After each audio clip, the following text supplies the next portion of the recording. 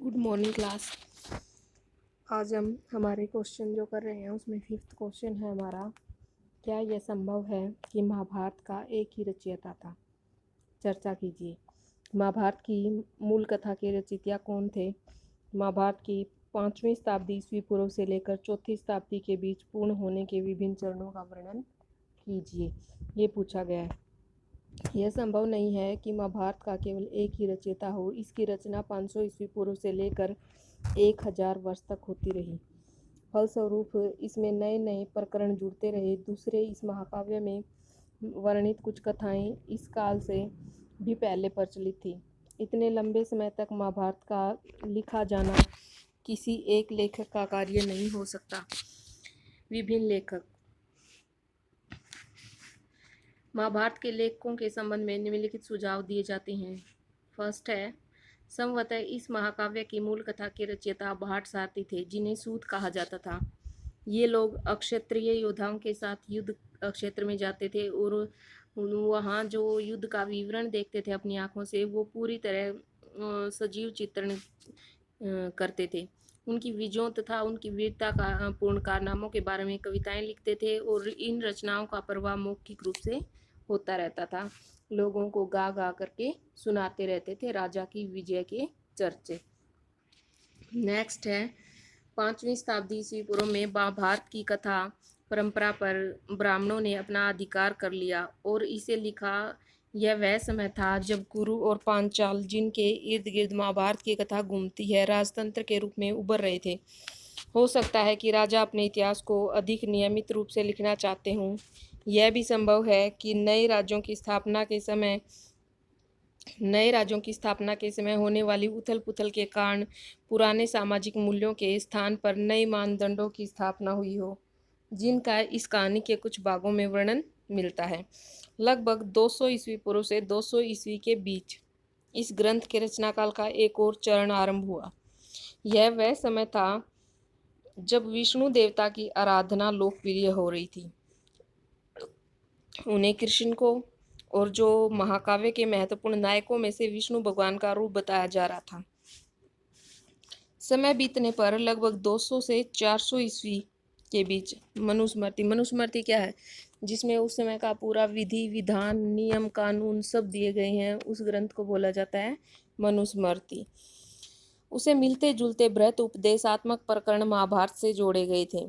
नए जुड़े प्रकरणों के कारण यह ग्रंथ, जो आरंभिक रूप से संवतः 10,000 श्लोकों से भी कम रहा होगा, बढ़कर लगभग 1 लाख श्लोकों वाला बन गया। आपने देखा था पहले भी कि महाभारत को उपदेशात्मक भी माना गया है और जैसे उपदेश देते थे अपने जीवन में लोग उनको अपनाते थे, उस तरह का भी और कथानक भी माना गया है कि एक कथा भी है इसमें। साहित्यिक परंपरा में ऋषि वेदव्यास को महाभारत का रचनाकार माना जाता है। किसको माना जाता है? ऋषि वेदव्यास को साहित्य परंपरा में। हमारा नेक्स्ट क्वेश्चन है, आरंभिक समाज में स्त्री पुरुषों के संबंधों की विषमताएं कितनी महत्वपूर्ण रही होंगी? कारण सहित उत्तर दीजिए। आरंभिक समाज में स्त्री पुरुषों के संबंधों की विषमताओं के 3 मुख्य कारण थे। एक तो लैंगिक असमानता और पितृवांशिक व्यवस्था, दूसरा था स्त्री का गोत्र और तीसरा था संपत्ति का अधिकार। लैंगिक असमानता। आरंभिक समाज पुरुष प्रधान था, जो पितृवांशिक परंपरा के अनुसार चलता था। अतः सभी परिवारों में पुत्रों की ही कामना की जाती थी, जो वंश परंपरा को आगे बढ़ाएं। इस व्यवस्था में पुत्रियों को अलग तरह से देखा जाता था, जैसे कि पैतृक संसाधनों पर उनका कोई अधिकार नहीं होता था। उनसे यही अपेक्षा की जाती थी कि अपने गोत्र से बाहर उनका विवाह कर दिया जाए, और इस प्रथा को बहिर्विवाहपत्ति कहते हैं। 2 विवाहपत्ति इसमें आपने पढ़ी थी जब हम इसको लेसन को कर रहे थे, एक अंतर्विवाहपत्ति और एक बहिर्विवाहपत्ति। जो गोत्र के बाहर शादी की जाती थी उसको बहिर्विवाहपत्ति कहते थे, और जो गोत्र के अंदर शादी की जाती थी उसको अंतर्विवाहपत्ति कहते थे। इसका तात्पर्य यह है कि प्रतिष्ठित परिवारों की युवा कन्याओं और स्त्रियों का जीवन बड़ी सावधानी से नियमित किया जाता था, ताकि उचित समय और उचित व्यक्ति से उनका विवाह किया जा सके। इसे कन्यादान और विवाह में कन्या की भेंट को पिता का महत्वपूर्ण धार्मिक कर्तव्य माना जाता था। नेक्स्ट है, स्त्री का गोत्र। लगभग 1000 ईस्वी पूर्व के बाद ब्राह्मणों ने विशेष रूप से ब्राह्मणों को गोत्रों में वर्गीकृत किया। प्रत्येक गोत्र एक वैदिक ऋषि के नाम पर होता है। उस गोत्र के सदस्य उस ऋषि के वंशज माने जाते हैं। गोत्रों के 2 नियम महत्वपूर्ण थे। विवाह के पश्चात स्त्रियों को पिता के स्थान पर अपने पति का गोत्र मानना पड़ता था। एक ही गोत्र के सदस्य आपस में विवाह संबंध नहीं रख सकते थे। परंतु कुछ ऐसे साक्ष्य मिले हैं जिनमें इन नियमों का पालन नहीं किया जाता था। उदाहरण के लिए कुछ सातवाहन राजाओं की 1 से अधिक पत्नियां थीं। इन राजाओं से विवाह करने वाली रानियों के नाम के विश्लेषण से पता चलता है कि उनके नाम गौतम तथा वशिष्ठ गोत्रों से लिए गए थे, जो उनके पिता के गोत्र थे। इससे प्रतीत होता है कि इन रानियों ने विवाह के बाद अपने पति कुल के गोत्र को ग्रहण करने की बजाय अपने पिता के गोत्रों को ही बनाए रखा। यह भी पता चलता है कि कुछ रानियां एक ही गोत्र से थीं। यह तथ्य बहिर्विवाह पति के नियमों के विरुद्ध था, और यह तथ्य वास्तव में एक वैकल्पिक प्रथा अंतर्विवाह पत्ति तथा बंधुओं में विवाह संबंध को दर्शाता है। इस विवाह पत्ति का प्रचलन दक्षिण भारत के कई समुदाय में आज भी है। ऐसे विवाह संबंधों से सुगठित समुदायों को बल मिलता था। सातवाहन राजाओं को उनके मातृ नाम से चिन्हित किया जाता था। इससे तो यह प्रतीत होता है कि सातवाहन राजाओं में सिंहासन का उत्तराधिकार प्राय पितृवंशिक ही होता था। संपत्ति का अधिकार।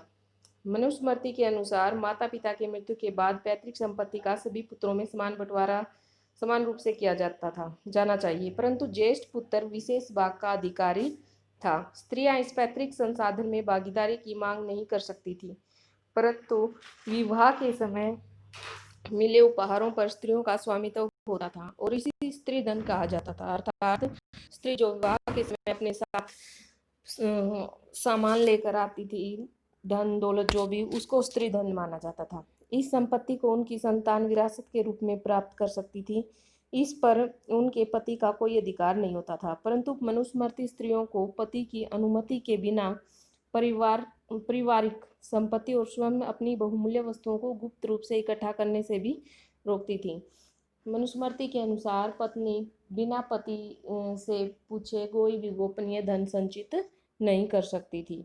कुछ साक्ष्य इस बात की ओर भी संकेत करते हैं कि उच्च वर्ग की महिलाएं जो होती थी वो संसाधनों पर अपनी पहुंच रखती थी, जैसे कि भूमि भी दान में देती थी वो। इसका मतलब है कि उनका भूमि पर भी स्वामित्व था, और भूमि, पशु और धन पर पुरुषों का ही नियंत्रण था। दूसरे शब्दों में स्त्री और पुरुष के बीच सामाजिक स्थिति की भिन्नता संसाधनों पर उनके नियंत्रणों की भिन्नता के कारण ही व्यापक हुई है। नेक्स्ट क्वेश्चन हम कल करेंगे। आप साथ साथ रिवीजन करते रहिएगा। जिस भी बच्चे ने नोट्स अपने कंप्लीट नहीं किए हैं वो नोट्स अपने कंप्लीट कर लें अब साथ साथ। Thank you. Have a nice day.